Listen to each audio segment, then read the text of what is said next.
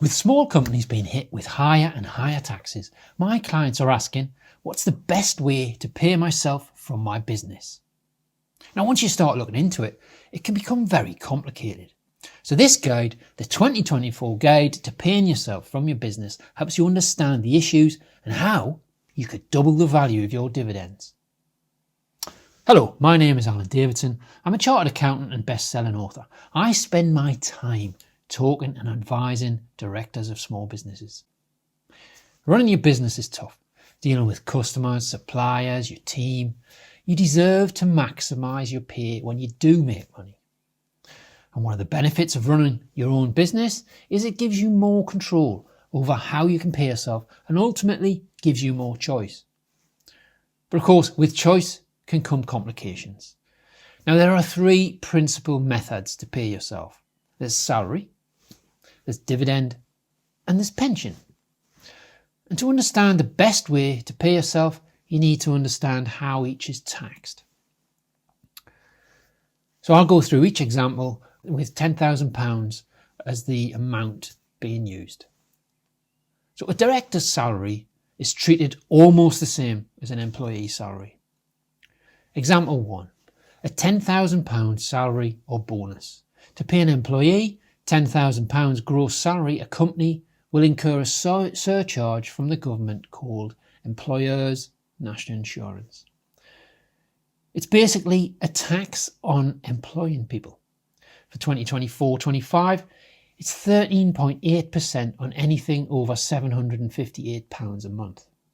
And if we start with a £10,000 bonus, assuming that the director has already had other income from the business, that will incur £1,380 of national insurance, employers' national insurance. So the initial cost of the company will be £10,000 plus £1,380, and that £1,380 goes straight off to HMRC. That will give you a gross pay of £10,000 on your pay slip. And then that's split between net pay, employees' national insurance and PAYE. For a basic rate taxpayer, the tax and national insurance would be £2,800, but for a higher rate taxpayer, it would be £4,200. So to summarise, in our example, for a higher rate taxpayer, the director would end up with £5,800 in their bank account.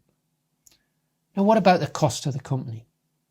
Well, assuming the company is profitable, and for argument's sake, we'll assume 25% corporation tax, it will be able to set the total cost against corporation tax.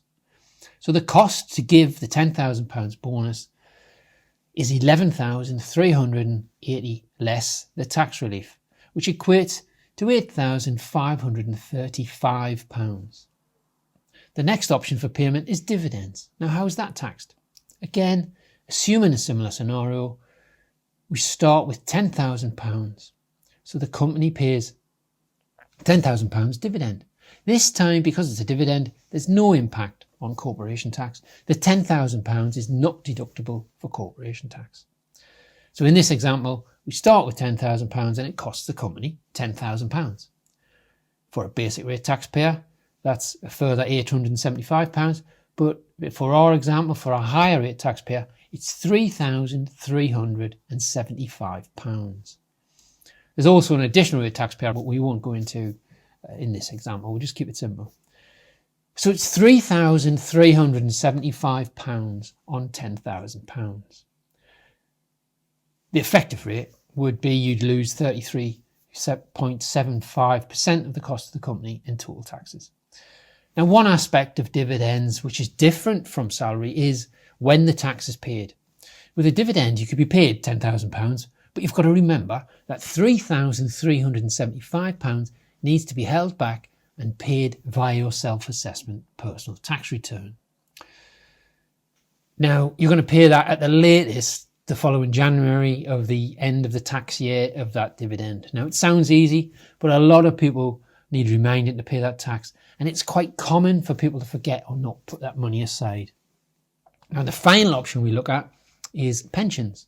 Again, we'll assume a £10,000 pension contribution. One difference with this is that, subject to various allowances, there is a limit to how much you can put in a pension, which for this year for 2024-25 is £60,000. The cost to the company of that £10,000 with the same 25% corporation tax rate is only £7,500 because pensions are corporation tax deductible, which means a corporation tax reduction of £2,500. Now, to summarise, if we compare all three with the cost to the company of £10,000, taking the numbers from the previous examples and proportionately increasing the costs and after-tax amounts, we see for a salary increasing the cost from £8,535 to £10,000 to the company, the net pay would grow to £66,795 or 67.9%. The dividend version, the cost would still be £10,000, exactly the same as the previous example, no change, but note the percentage is slightly less than for a salary, which is at 66.25%. And for the pension, if we proportionately increase the £7,500 cost in our previous example to £10,000, we see that the pension contribution that could be made is £13,333. It's almost off the scale. This is where we see that the value of a dividend can be more than doubled and the salary almost doubled.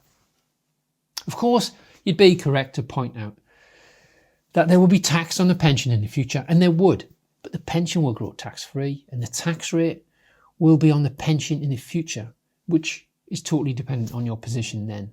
And even if it's left, currently pensions are still outside of IHT. In many instances, the tax rate when you retire is going to be lower than the tax rate when you're in employment. So where do you go from here? There's clearly a balance to be found for business owners, which could actually combine all three methods. Now, as you can see, though, it's quite complicated to remember all the various tax rates and how they interact. But now you know their principles, you could use them to optimise the pay from your business. And if you think there's too many factors to remember, we've built an online calculator to simplify the whole process. As you can see, you enter your company profits, your existing pay situation, and scroll the scrollers to see what works for you. Now, non-clients have 7 days free access to this. Click in the links in the description below. And if you'd like more plain English explanations like this, subscribe to the channel. Feel free to share your experiences or ask any questions in the comments below. Thank you.